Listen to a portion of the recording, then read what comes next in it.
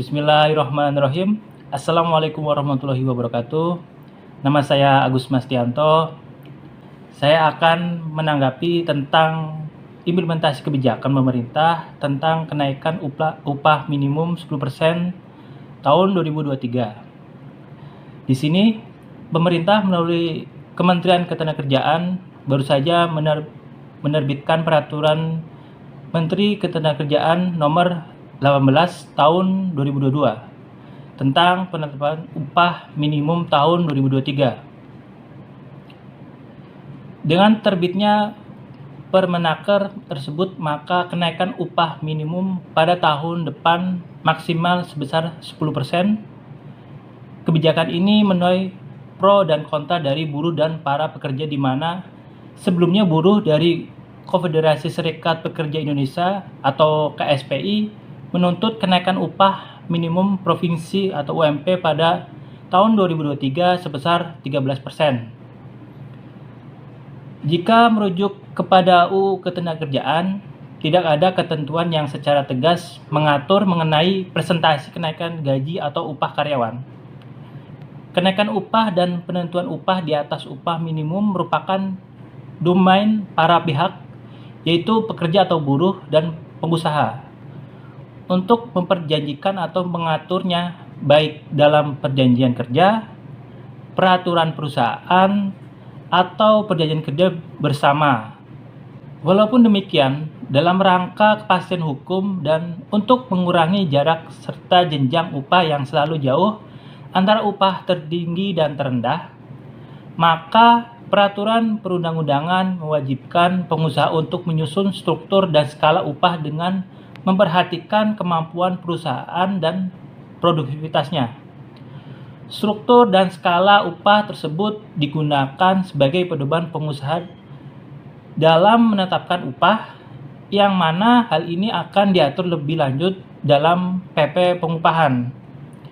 Sebagai catatan, struktur dan skala upah juga wajib dilampirkan oleh perusahaan pada saat mengajukan permohonan pengesahan dan pembuatan PP atau pendaftaran, perpanjangan, dan pembaruan PKB. Selain itu, pengusaha meninjau upah secara berkala dengan memperhatikan kemampuan perusahaan dan produktivitas.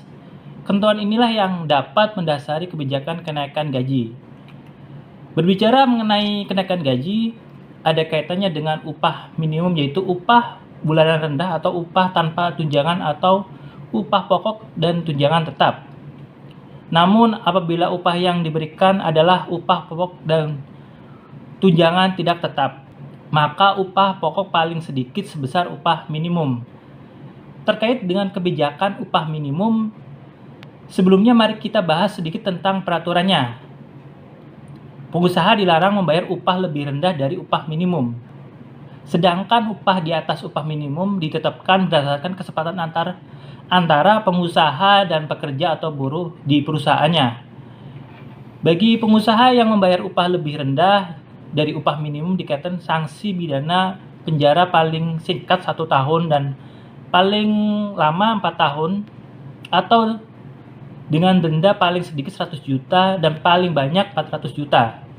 Selain itu, pengusaha yang telah memberikan upah lebih tinggi dari upah minimum yang ditetapkan sebelum UU Cipta Kerja berlaku, dilarang mengurangi atau menurunkan upah tersebut.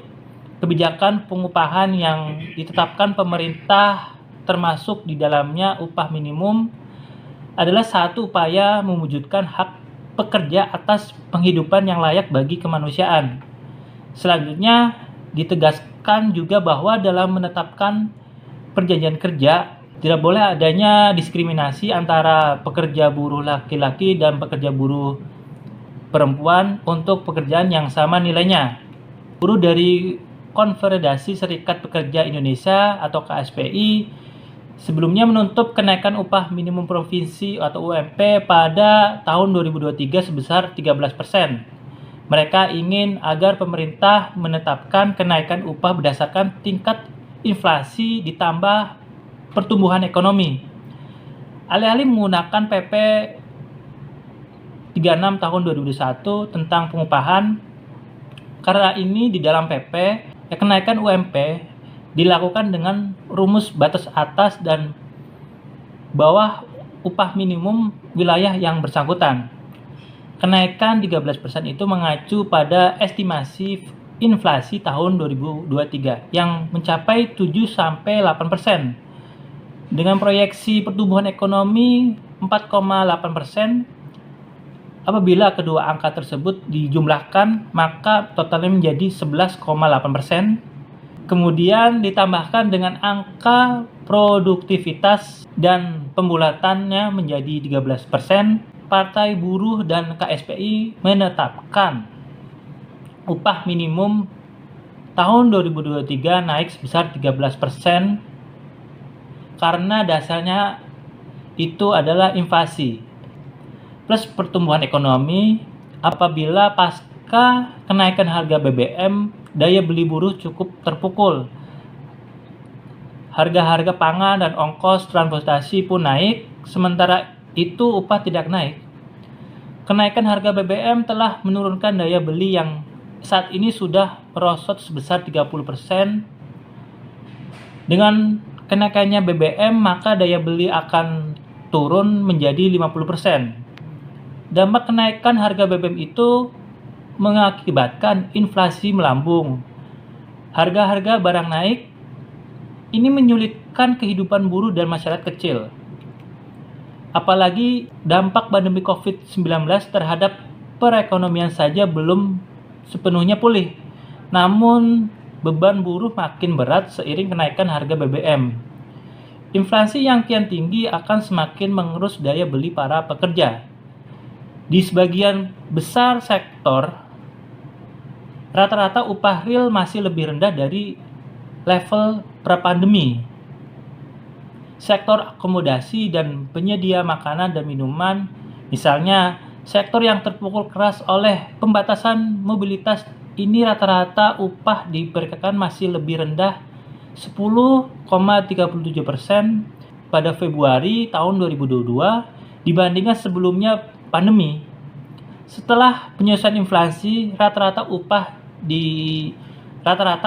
di kebanyakan provinsi juga masih lebih rendah dari upah minimum.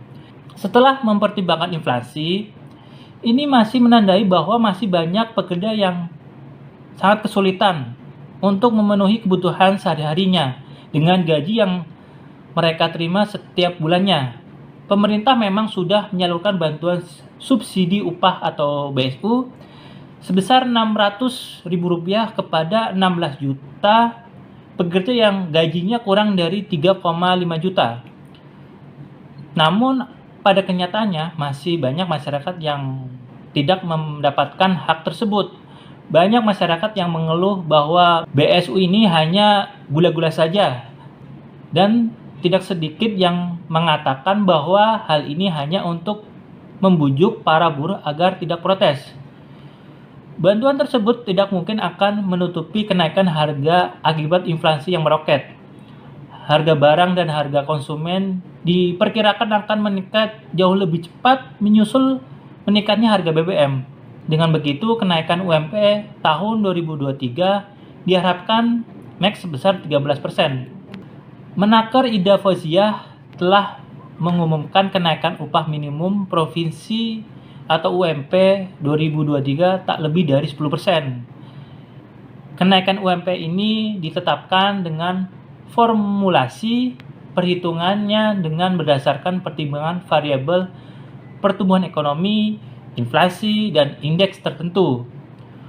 Untuk diketahui, besaran UMP di setiap provinsi dan kabupaten di Indonesia berbeda-beda, tergantung dari kemampuan atau kebijakan pemerintah daerah masing-masing.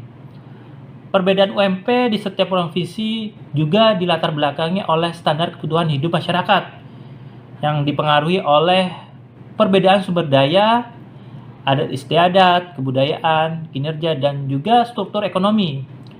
Dari kebijakan ini karena sudah ditetapkan sehingga sudah tidak bisa dirubah kembali. Diharapkan dengan kenaikan UMP 2023 akan mensejahterakan para pekerja dan buruh, dan tidak ada perusahaan atau pengusaha yang tidak patuh sehingga semuanya akan bisa diterima dengan baik. tidak menyebabkan kericuhan dan kegaduhan kemudian hari sehingga tidak meresahkan publik. Sekian dari saya, tanggapan mengenai implementasi kebijakan publik tentang kenaikan upah minimum 10% tahun 2023. Wabillahi taufik wal hidayah. Wassalamualaikum warahmatullahi wabarakatuh.